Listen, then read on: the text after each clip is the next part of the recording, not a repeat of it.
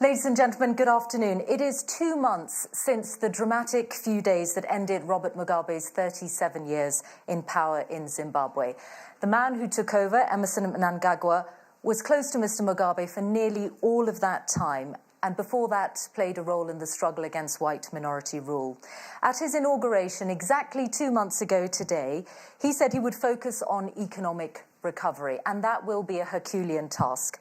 The IMF calls Zimbabwe's economy one of the most fragile in the world, and with elections due to be held in the next 8 months, progress made by the new government will soon be put to the test of the people. Please welcome the new president of Zimbabwe, Mr. Emmerson Mnangagwa. Thank you. Mr. President, let's begin with that task of economic recovery, the task that's brought you to Davos. What is the message that you are delivering here? Well, as you say, today is my 60th day, making it 2 months in office. On my day of inauguration, I mentioned that economics, trade cooperation would be priority to the new order in Zimbabwe, rather than politics as a priority. This is what we are going to do. In Zimbabwe, in order to catch up with the region, I'm sure you're aware that Zimbabwe is lagged behind in many areas as a result of isolation for the past 16 or 18 years of our history. Now, we are saying to the world, Zimbabwe is now open for business. To do so, it is necessary that we look at all the legislation which we have, which has been constraining business coming into Zimbabwe, so that there's ease of business, doing business in Zimbabwe. That is from the perspective of investors coming to Zimbabwe. And there's one key piece of legislation that's been controversial, and that was the indigenization law that limited the stake that foreign investors could take in Zimbabwean companies, that black Zimbabweans had to hold 51%. So is that law now going to be repealed? It's true. We introduced, as part of the administration throughout, the old administration, it is true, we had the Indigenization Act, whereby an investor coming into Zimbabwe, we had 3 categories of resources. We had the depletable and extractive resources, which required that an investor, when you come to Zimbabwe, you land at the airport, you already know that 51% belongs to us, and you remain with 49%. Then with the non-extractive, non-depletable resources, that was open for investors to come in. And the last category was that of the indigenous people, reserved sector. The sector is like retail business, small businesses, which was reserved for our people. But now, with regard to the first one, the issue of depletable or extractive resources, under my administration, we have limited that to only 2 minerals. That is diamonds as well as platinum. The reason is that we do not have a comprehensive diamond policy, which we are working on by talking to already established economies who have a diamond policy in our region or perhaps beyond. So in all other industries, what size of stakes could foreign investors hold in the future? The rest, you negotiate. You come in if you want to have a partner. If you don't want to have a partner, it's open business, except in those 2 areas.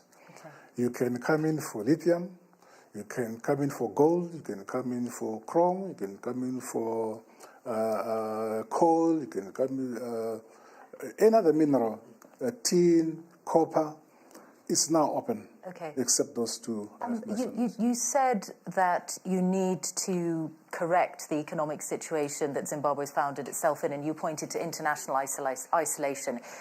You would acknowledge, would you not, that it is also bad decisions from the government of Zimbabwe over many years, a government, a ruling party in which you've been a key figure for many years, that has made those decisions? That is correct.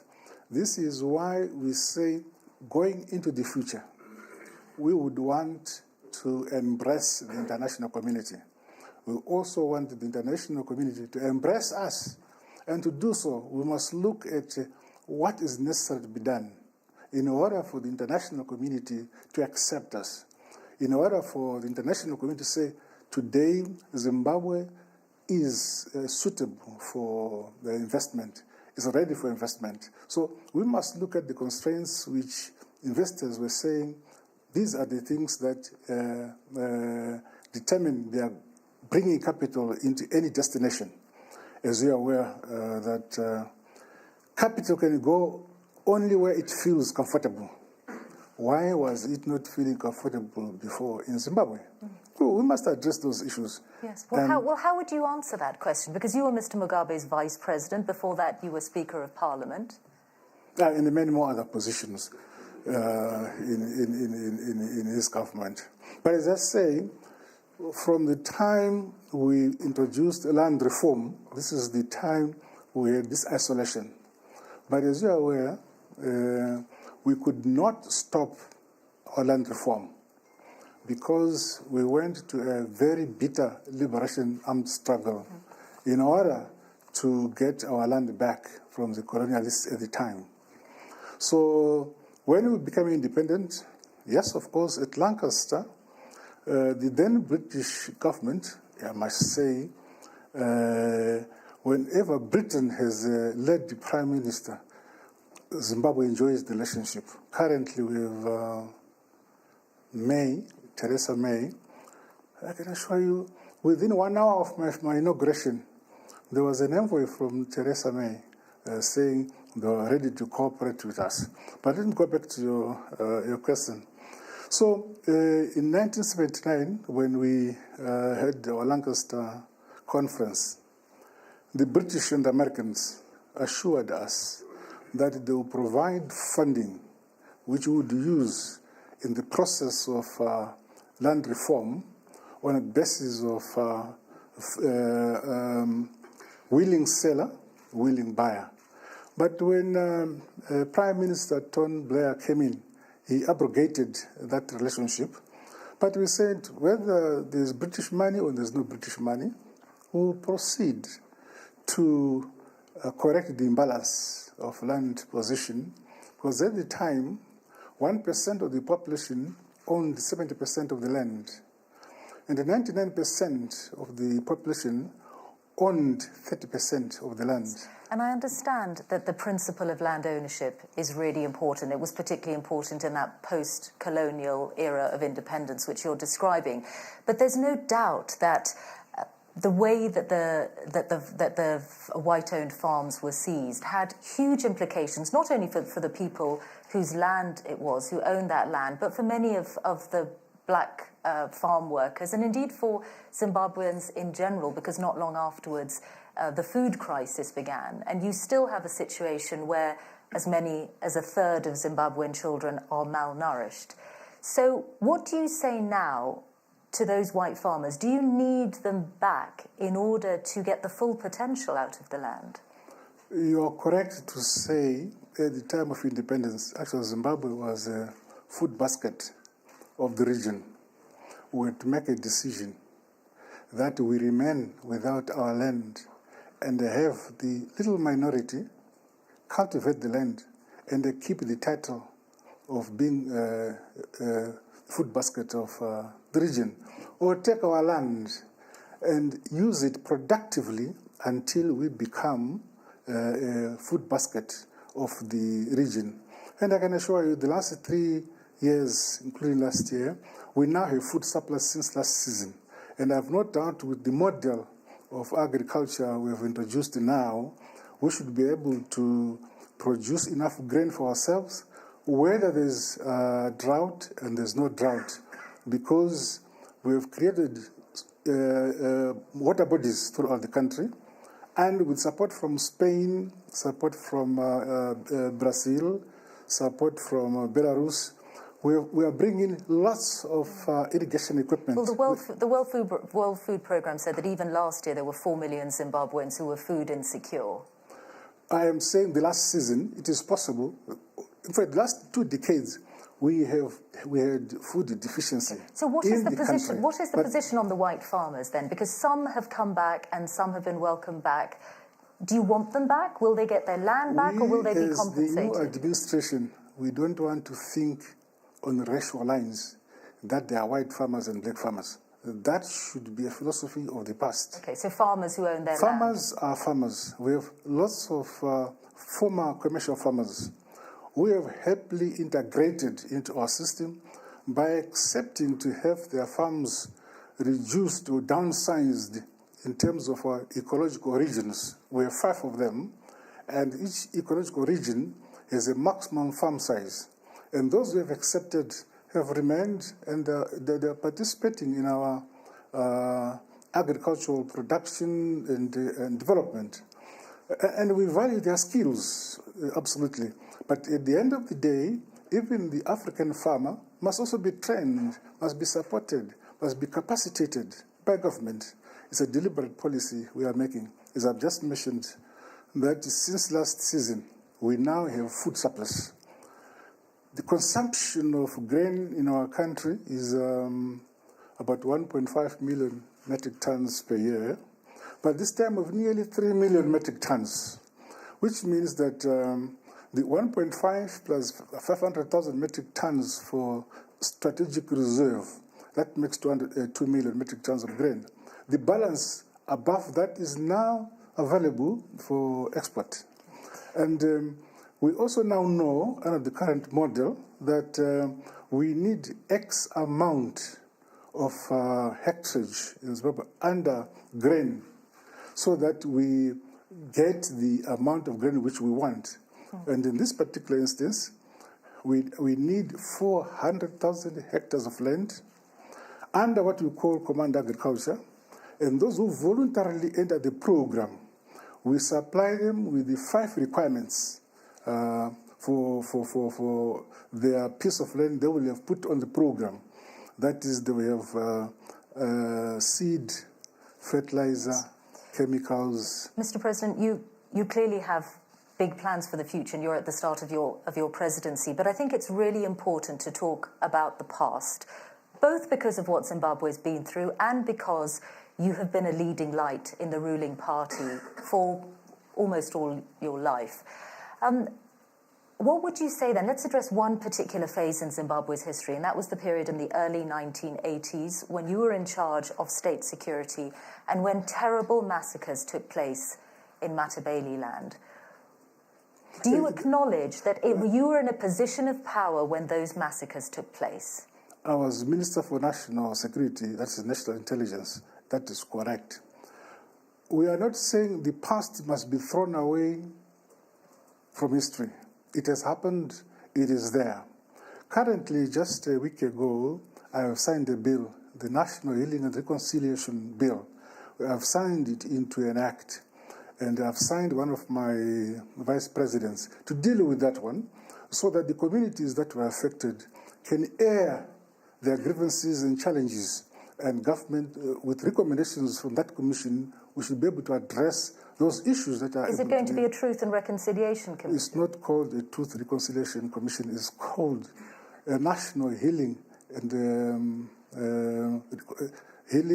Peace Commission. Okay. Yes. And will you be appearing before it? No, they themselves are going to, the communities that are affected. If they ask me to come for any reason, I will. Okay, but then what would you like to say now, 2 months into your presidency, what would you like to say now about how you feel about that time and how you feel about having been in a position of power when as many as 20,000 people were killed in Matabeleland? I understand that those are the figures that are being flighted, but on the ground, I don't think that is the correct figure being flighted in that area. The most important thing is that what has happened has happened. What can we do about the past? We've put up a commission to deal with that issue. That should not stop us to have a better future, where all the communities should be united, should cooperate, should love each other, should work together. This is the message which we have. We are more worried now about how in the future, we should have a united Zimbabwe. The figure of 20,000 deaths came from the Catholic Commission for Justice and Peace. You could just apologize for what happened at that point, and that would be a powerful signal that Zimbabwe is truly moving into an era where it has acknowledged the past properly. In my view, there's nothing more than me putting legislation where a commission headed by a vice president and most eminent persons in Zimbabwe to deal with that issue and make recommendations. At the time in 1987, my former president and the president of ZAPU, the late Vice President Joshua Nkomo, came together and cobbled out a unity accord which ended that conflict. Yes, but I'm asking you, because you've taken over from Mr. Mugabe after 37 years, what is it that stops you saying the words, I'm sorry for what happened in that time, in a way that presidents, prime ministers have apologized for things that happened even many decades before they were in power, as a way of having a proper reckoning with the past? Let me assure you, just recently I had a meeting with the chiefs from Matabeleland, discussed with them. It is them, because I feel there's that bad page in our history, and we would want to correct it. We would want to say, wherever wrong was committed, right, we must say the government of the day must apologize. Wherever a community had suffered any injury, if it is possible to have that injury repaired, we do it. So, as a community, as a government, and as traditional leaders, we've agreed on how to deal with that issue. And I'm happy that quickly, within the last 30 days or so, I've been able to put forward a legislation which I signed last week. Okay. Is it possible then that you will say sorry in the future after the commission you're talking about in Zimbabwe has reached a conclusion? My dear, my people and myself are determined to make sure that the commissions of the past, the commission or the acts of commission, acts of omission or commission in the past, we have to interrogate them. Where the government of the day was wrong, we point out that that was wrong. Where the government of the day was correct, we should say so. And we have put up a machinery to achieve that. I don't know what your problem is, but this is how I'm dealing with the situation. Okay, let's talk about the political process of the future and the political process of the future. Mm-hmm. Elections are due to take place before September this year. Will they take place in that time frame? I don't know who gave you the month of September. In my own view, we want to consolidate and deepen constitutionalism in Zimbabwe. And in terms of our current constitution, every 5 years we are required to submit ourselves to seek a new mandate. So the 5-year term ends in July. The constitution allows us to have elections even 6 months before the last date in July. Because of the introduction of the BVR, a new system of voting which we are introducing, which is ending, I think, on the 12th of February next month. After the 12th of February next month, I'll be able to make a proclamation of elections. So I believe that elections will not be in July. They'll be earlier than July. Earlier than July this year. So within the next few months, elections will take place in Zimbabwe. Correct, yes. And you have said that you will allow in EU monitors and UN monitors? I have said that this time around, Zimbabwe is open and transparent. We want to have free, fair, credible elections, free of violence. If you have that criteria, why would you want to deny international observers coming to our country? Obviously, like in the past, SADC, whether it is political parties in the SADC, whether it's government or it's parliament, it's automatic. They come. This is what we an understanding which is there between ourselves. The same with the continental body, that is the AU, they can observe. But this time I've gone further and said the EU if they want to observe our elections, I will welcome them. Other nations outside the EU who want to observe our elections, let them apply. And will those, wherever they've come from, those outside monitors or observer missions, will they have free and unfettered access? Will they be able to go wherever they want and look at whatever they want? I'm not an English expert, but I thought when you say it will be transparent, it means they have access. Unless the meaning of transparent means something different. But this is how I understand it, that we are going to have transparent elections, free and fair. And can you also guarantee that there will be no intimidation of opposition rallies, of opposition supporters, that their meetings, their gatherings will be able to take place in complete freedom and without any interference?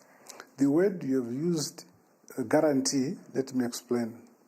So far, the leaders of my party, the leaders of the opposition leaders who are there, were all agreed that we need a non-violent general election. But I don't think those who commit violence make an application first that they are going to commit or assault somebody. But we as political party leaders, we must preach peace, non-violence. All of us as political parties, that's what we're going to do. For instance, I'm sure you're a Christian too, the Bible is 10 commandments. Many people know about 10 commandments, but they still commit some of the crimes which are forbidden by the 10 commandments. Okay, a few specific questions. Will you set up a new independent election commission as part of that process of preparing for those next elections? We already have the ZEC, the Zimbabwe Electoral Commission. It's one of the 5 independent commissions. It's already in place. It is the one, in the past, when we got independent, we used to have the government running elections. But this is not consonant with international practice. You would want to have elections run by an independent body, not by government. So this is what we have done. Okay. And will Zimbabweans outside the country be allowed to register to vote? Totally. Anybody who is above the age of 18 in Zimbabwe and is a citizen, in some instances, other classes may vote depending on how your class of residence is classified. But if you're a citizen, you're allowed to vote in these elections, as long as you're 18. And if ZANU-PF lose power in these elections, will you hand over to the opposition? You remember we had a constitutional referendum where ZANU-PF lost. And immediately the results were out, we said we abide by the results. We are very clear. The purpose of an election is to have the electorate select a team of a team of persons whom they think addresses their challenges and their needs. If we lose elections, that's it. Whichever party wins the election will proceed to take the reins of power, because they will have appealed to the electorate perhaps with the better policies and so on. But I've been leader of government business for many years in Parliament, and I've been benefiting a lot from the opposition making criticisms, and every constructive criticism they make, I take it on board. And this is why we are continuing in power, because we take the complaints of the opposition and implement. Let's talk about Zimbabwe's relations with other countries. Let's talk about Zimbabwe's relations with other countries. Now, President Trump is on his way to Davos. I wonder what you thought when you heard his reported comments about some African countries being shitholes. Yes, I have my foreign minister somewhere here. He informed me about that, but he also told me that he has since denied. Nonetheless, we as SADC are a bloc, and also the continental bloc, that is the AU. I'm informed by my Minister of Foreign Affairs that the AU made a statement representing us all. Also, SADC made their statement representing us all. Would it affect how you interact with President Trump in the future? Pardon? Would it affect how you interact with President Trump in the future? Look, this is why I say even those who are against us in the past Zimbabwe is now open. To me, there shouldn't be any enemy I cannot talk to. I believe that the people of Zimbabwe have no case against the American people, nor do the people of America have any case against the people of Zimbabwe. This is a question of international relations. If President Trump came here today, when I'm still around, I'll be able to talk to him. I'll be able to make requests from him and say, oh, Mr. President, Zimbabwe is open for business. I know Americans like to play golf. Come and build golf courses at Victoria Falls. Bring American Airlines, Victoria Falls, build hotels. And they'll give you incentives, 5-year incentives for you to do all those things. We are open. Our people would want to catch up with the rest of the region. What about Britain? Do you want to rejoin the Commonwealth? Now, one of the major points which the envoy from Prime Minister Theresa May, Mr. Stewart, who came to see me within 1 hour of my inauguration, one of the issues he raised was that Prime Minister May would want to know whether I'll be joining the Commonwealth. My reply was that at the time Zimbabwe left the Commonwealth, it was on the issue of the land reform program, which was unfolding in Zimbabwe at the time, and we differed on that one. But now, as far as we are concerned, the land reform program is behind us. All what is there now is the interrogation of it and say, are they people of multiple farms or on issues of boundaries and so on? But the issue is out. And I believe that most of the Commonwealth countries accept that the program is done. So there is no impediment anymore between us and joining the Commonwealth. Yes, sorry, we just have a few minutes left, and I want to ask you about the Mugabes, because you've said already that you have, that essentially you're going to leave Mr. Mugabe to live in retirement. What about Mrs. Mugabe, Grace Mugabe? Have you given her immunity from prosecution? No. We have not given anybody any immunity. What I have promised to my former president and the founding father of our nation, our icon, President Mugabe, is that first we're giving him a package, a very lucrative package which I've given him. But above that... It's reported to be $10 million, is that right? No, that is in the press. What is the figure if it's incorrect? No, there's no figure, but it's a question of he continues to enjoy his salaries, his allowances as before, offices, security, secretariat, things of that nature. Motor vehicles, that's what he could enjoy. Travel by first class. My government will also facilitate him going to Singapore for medical checkup, for medical attention, all those things, including the First Lady. We're going to do that. So, but we're not saying if anybody commits a crime, then the former status will stop the police dealing with that issue. So, but I'm saying that the new administration will do everything possible to make sure the family lives in peace undisturbed. This is what I want. So where is the accountability then? It's clear that there have been many terrible decisions that have been made, decisions that have brought Zimbabwe to the economic point that of which you're aware and which you've described. So where is the accountability for the past, whether on the part of the Mugabes or others like you who have been in positions of power? Whether you want us to go back into history and interrogate the past and say, here, X was accountable, X was accountable.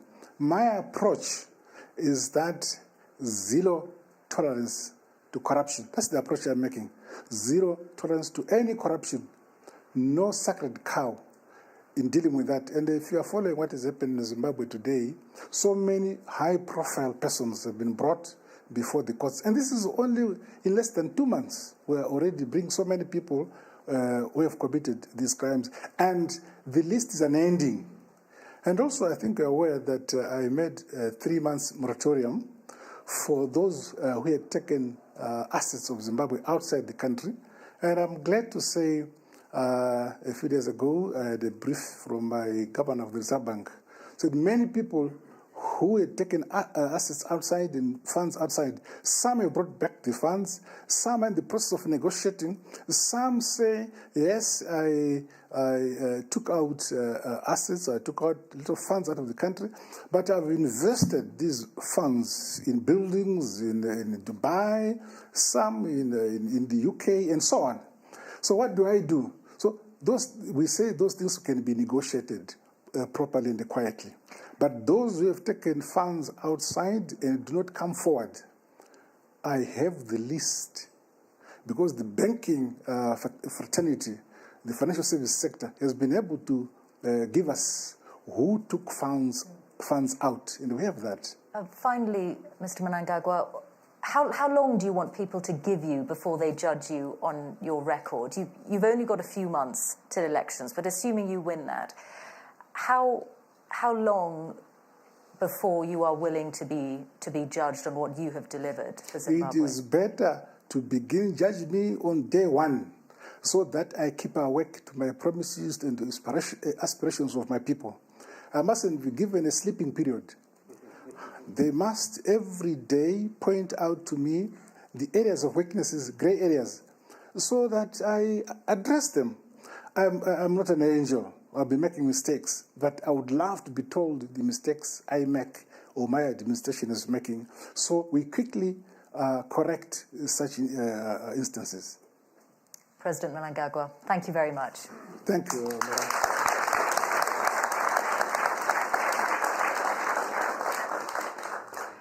Thank you very much, ladies and gentlemen, and thank you again, Mr. Mnangagwa. You're leaving tomorrow, I think. Yes, I leave tomorrow. Before President Trump arrives. See, I would have loved to see the lady, Mrs. May. Because Margaret Thatcher was good to us. May is good to us. All the male prime ministers have not been. Thank you so much. Thank you.